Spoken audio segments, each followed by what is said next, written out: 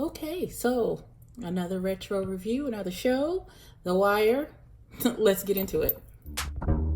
Ain't it obvious? I just got the check for depositing. $750 for the sound wave to get it processed. Won't stop till that shit weighing down my pockets. My main thing, still my main thing. She a blossom. When she ease the pain with the brain, she a doctor. She open up anything thicker than the plot gets. Swear that shit is awesome. Sight for the optics. Young nigga on top. Nike's all I'm rocking, so that all they see is checks from where the head to where the socks fit. No logo on the bifocal, flicking no roach tips. Won't even show my face until all the shows book. Need the cash in advance, leave them all so shook. I'm the guy they chosen. Rise up like the rose and put them on a poster. All the way up in the sky where the stars posted. Sip it on that rose, I put it down on coasters. Stack francs from the waves till I own the ocean. More praises for the sayings, let it all soak in. They like, hey, that shit is flame, bitch, I know I rode it. Going tight, dumb. Hey everybody, welcome back to my channel. This is Abby with Abby Reviews, and this is going to be my review for The Wire Season 1, Episode 11, The Hunt. So, we start out with the crime scene where Kima was shot. Clearly, Orlando is dead. He shot all to hell. The major from Homicide shows up and asks the lieutenant what he needs. And he's like, there's too many people here on the crime scene.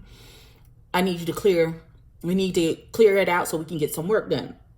He then proceeds to let everybody know, if you don't have a specific assignment for this particular case, get the fuck out. You fucking it up. You fucking up the church's money.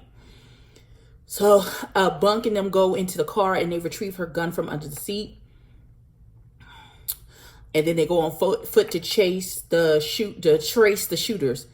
And the major actually gets up on a crate, and because the street signs were turned around, and that was part of their problem. So he turns the street signs back around right. So Daniels is being questioned, and they find out that there was a chest wound with no exit, and they're giving him the rundown of everything that happened. The police commissioner comes and assumes that the white man talking to Daniels, who was updating Daniels about Kima's I'm short. This is stupid. He was updating him about what happened with Kima and all of her injuries, and asking, what happened, how'd they get turned around. And so the police commissioner comes in and he gives this heartfelt speech to the white man, and the white man is like,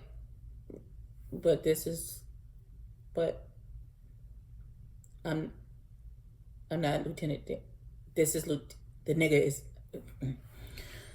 And then once he finds out that he's talking to the wrong person, he gives a half-hearted, we're here for you. All right, so I literally put an emoji rolling the eye. I'm so petty. So they back at the crime scene, they find footprints. And the DEA agent is kind of worrying the hell out of the major, talking about if they could just find the money, because the money has come up missing. And he told him, get the fuck away from me. Nobody gives a damn about your fucking money right now. So Major Rawls sees McNulty is covered in blood. He's covered in Kima's blood, and he's sitting there, and he's dazed and confused, just sitting there. And so Major Rawls asks McNulty, is he hurt? And he's like, no. And he's like, is she dead? And he's like, no.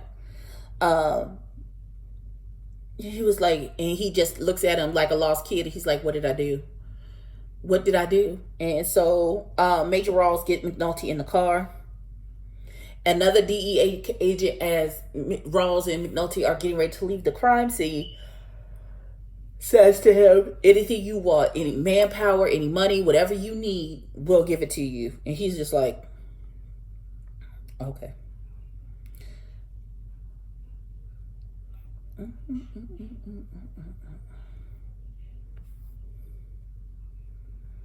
So Carver goes, the team is sitting around, they're all on the crime scene, and so Freeman is like, we need to get up on the phones. And he was like, what do you mean? Kima's been shot. And he was like, listen, a cop got shot tonight. They're going to talk about it. And where would you want to be? Do you want to be where we can get some good information and be listening to the phone calls, or you want to have your thumb up your ass, walking in circles. And so I said, okay, so they're getting ready to disperse to different places where they watch the phones and the different projects and stuff. And somebody said, did anybody tell Kima's girl what happened? And they're like, no. So Carver says he'll go tell her. And then he'll meet Herc on the church roof. So they find, as Bunk and the rest of the detectives are walking through, they find footprints, they find cigarettes, they find a sweatshirt, they find all of these little pieces that are leading them out to across the railroad tracks till it comes to a street. And then they call in piece of the road crew because they want to take a piece of the road with the tire tracks on it. So Weebay pages Stringer Bell until it's done, and while he's wondering who the girl was, who was in the car with them.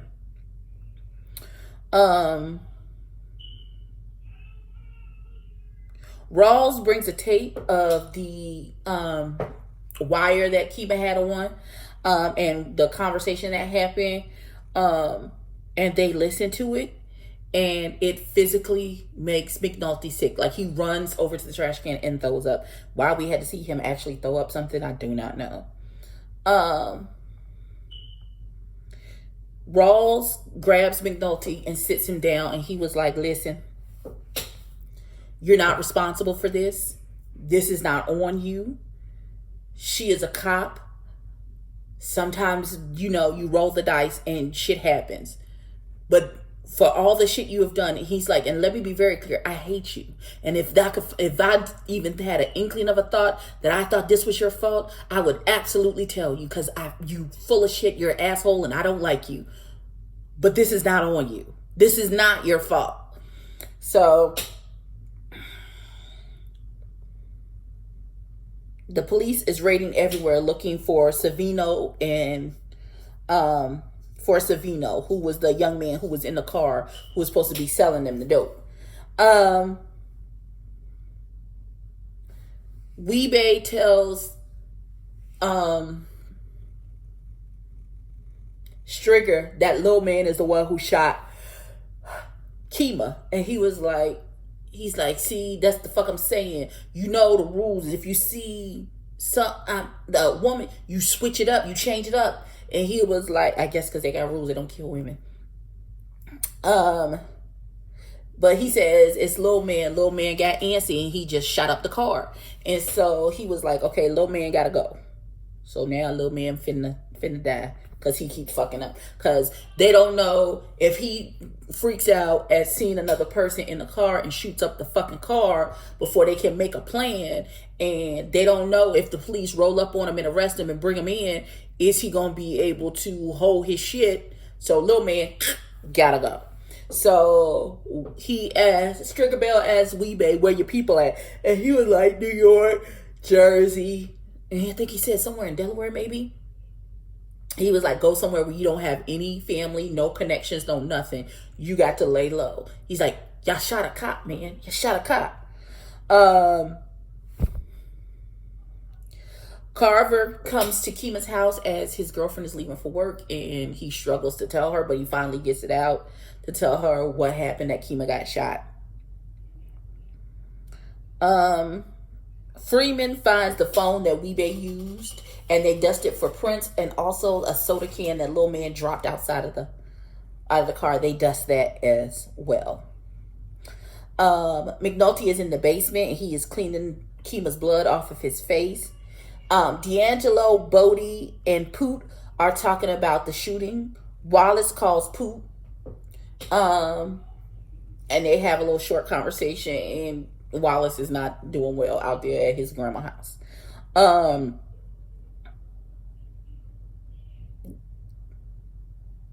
One of the detectives is bagging up Kima's clothes when her pager goes off. It's Bubbles. And the cops are sent to pick him up, like, within seconds of him calling. Herc is watching one of the payphones when he sees Bodie get the drop, the re-up for the pit. So they drop it out of the window. He goes to, like, he's going to pick up the phone, and he sets it back down, and then they drop the drugs. He catches it and runs off. So McNulty is in there drinking, and Daniel tells McNulty to put the liquor away.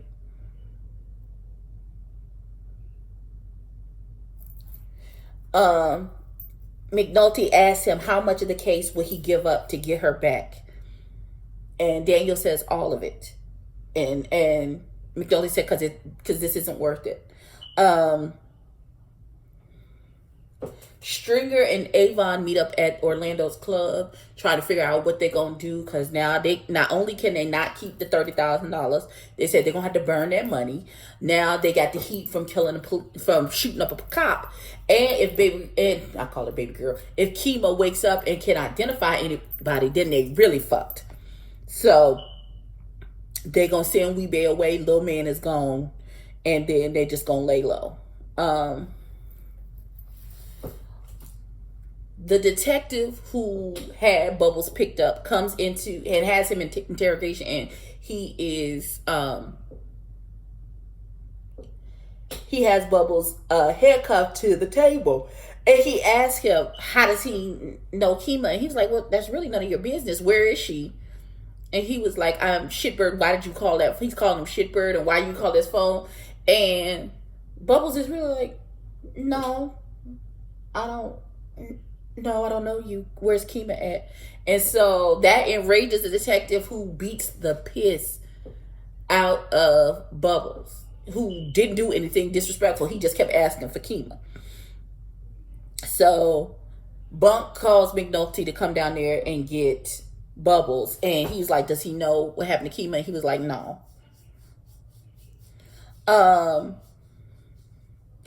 Bubbles asks, when McNulty comes to get him, and he tells him what happened, he was like, where were you? He was like, I wasn't there, and we was trying to get to her. And he was like, here's what you can do for me. He gives him some money. He's like, go down to the pit, see who's there, see who's not, and bring that information back. See who's missing.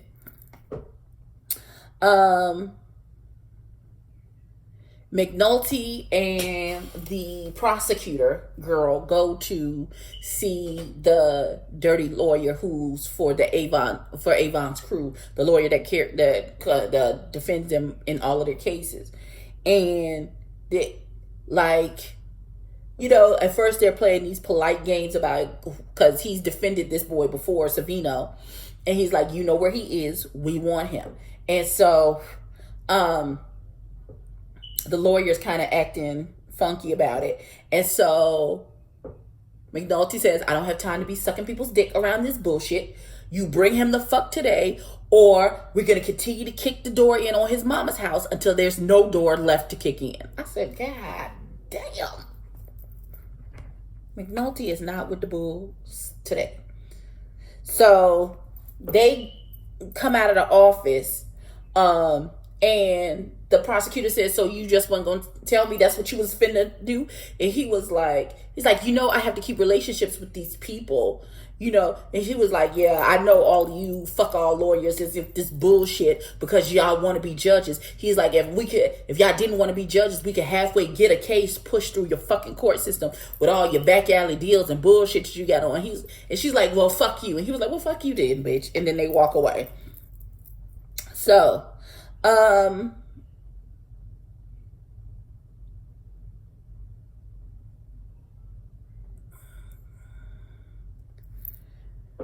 Freeman and Presby figure out that the 07 code on the pagers is Weebay.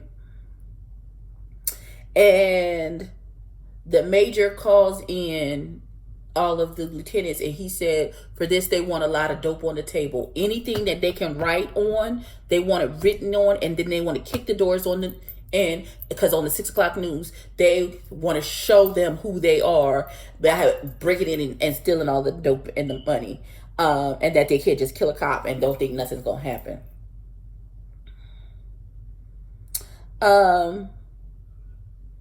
They the attorney brings in Savino, and Savino knew he was going to have to eat this charge. And so he said he was selling Orlando fake dope. He did not take the money, so they don't know where the money went. So they can't get him on stealing the money. The most they can get him on is trying to sell fake drugs, which is 3 years and like a $5,000, $3,000 fine. And he was like, I can do the 3 years, no problem. And so that's all they get out of Savino. And Avon and Stringer even said that he's like, they know Savino's gonna have to eat the charge for selling the false dope. So then we go back to Herc and Carver on the roof again, and then they see Poot get the stash. And he gets the drop for the pit. D'Angelo and Bodie are talking about who is missing, and everything is being changed up. He's like, God damn, they shot a cop, and how everything is moving now and changing up. D'Angelo is sent with EBBIE by Stringer Bell with no instructions. He just said, go with EBBIE. This is right after he has a conversation about how his uncle is cleaning up loose ends.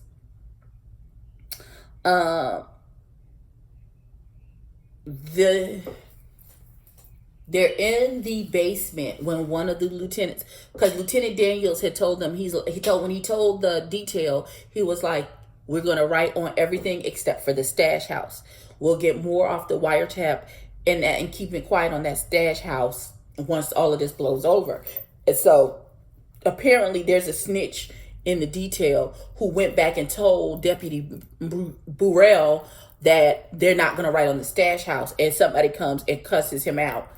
And Daniels and McNulty are trying to figure out who does Burrell now have in their detail who is snitching on what they're doing.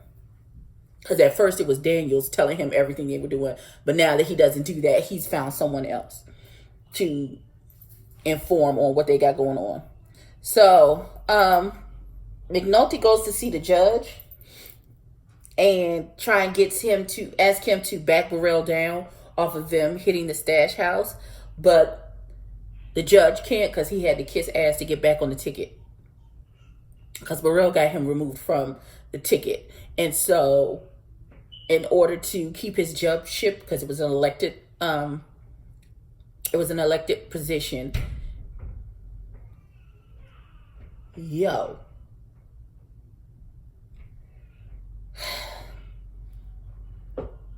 so the judge is like, well, I can't really do anything. And he was like, yeah, I see. Who's your daddy now? And then walks off. So D'Angelo and EBBIE, and EBBIE is giving him these instructions. He's like, go down this alley. He's like, stop right here. He's like, come on.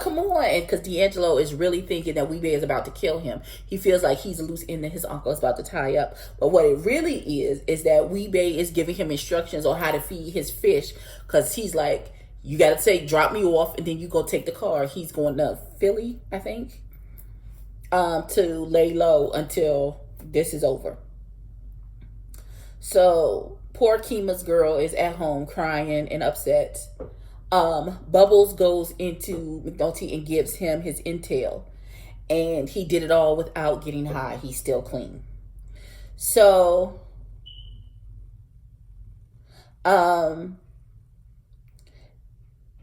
they doing the raids on all of the locations. And in the location that Herc and Carver are searching through to find the drugs and the money, they find a plethora of money. They both take a stack and shove it into their behind their vests and steal some money. There is a press conference full of bullshit as they're trying to save face over the fact that Kima took a bullet. Wallace calls Poot and says he can't take it anymore and that send him some money so he can come home.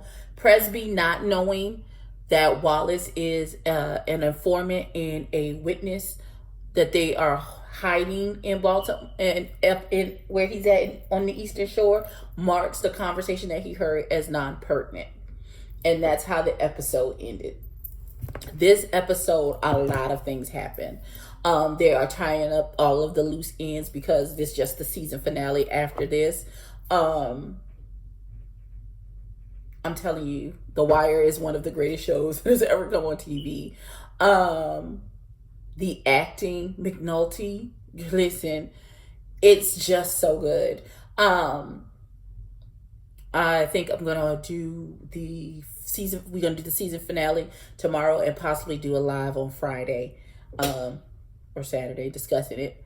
But we'll see. Please like, comment, and subscribe. Tell a friend to tell a friend, and I will catch you in the next one. Peace.